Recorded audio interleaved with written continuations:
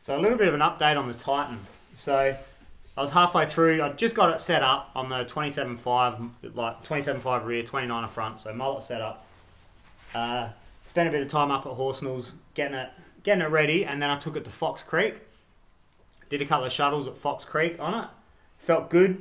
I was getting used to the chainstay, but I blew the shock up. This DHX2 just started leaking oil from the bottom here, and just aggressive top out, like pogo stick top out.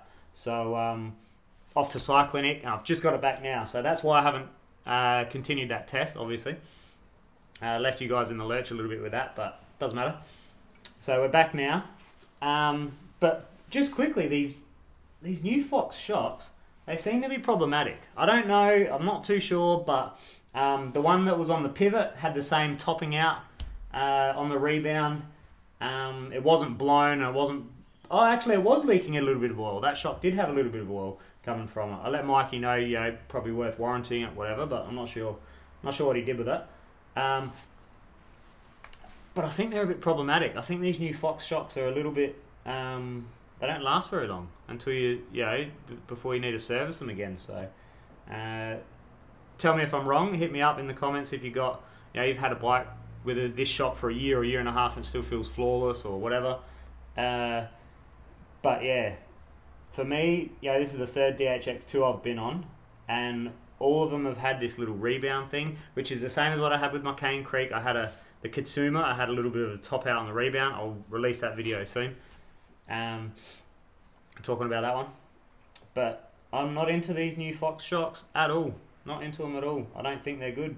If I was in the market, and if you're in the market for a shock, I'd stay away from the Fox shocks for now until they get their stuff sorted. Unless you're a Fox fan, go for it. You might end up servicing them much more often than you really should. RockShox Super Deluxe still seems killer. Coil, heavy springs, that's all. DVO, maybe stay away from for now. Don't stay away from it, but let me know what you think about the DVO, because I don't know much about it. All I know is 2018-19, they were having a lot of failures with their coil shocks. They improved. Their forks felt good, but a little bit of bushing play.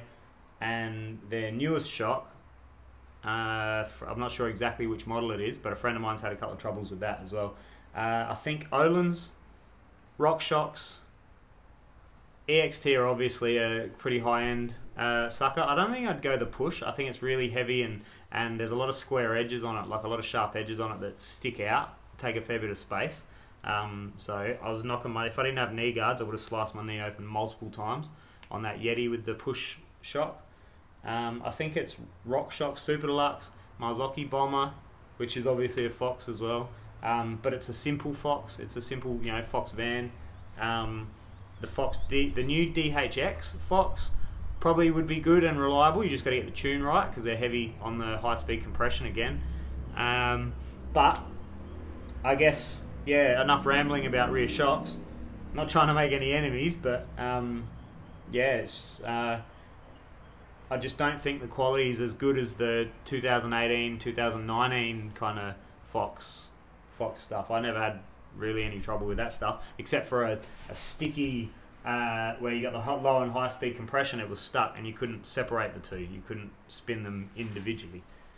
Other than that, they were good, but this new one seems a little troublesome. We'll see how it goes. I'll get this set up and get it singing. It still feels like it's got a little bit of top out, to be honest. It's got I got the high speed rebound in mid, so 4 out from closed, 4 out from slow of a possible 8.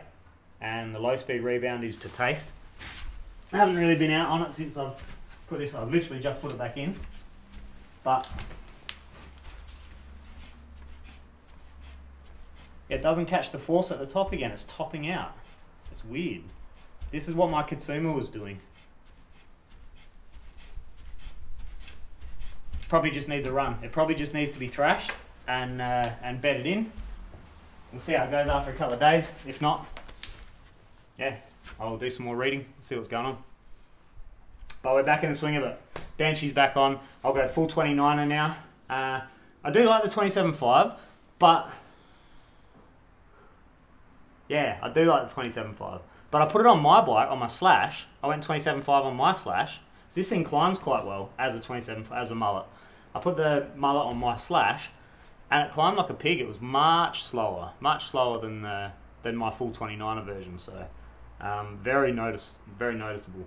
So I'm not sure whether it's the kinematics of the slash that doesn't like that. You know, you put it in the high minnow link position and drop it, and I'm rambling so hard. But maybe it just doesn't work as well. Maybe the slash doesn't work as well. Slash is a good 29er.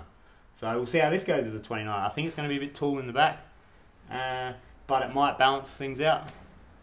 Who knows?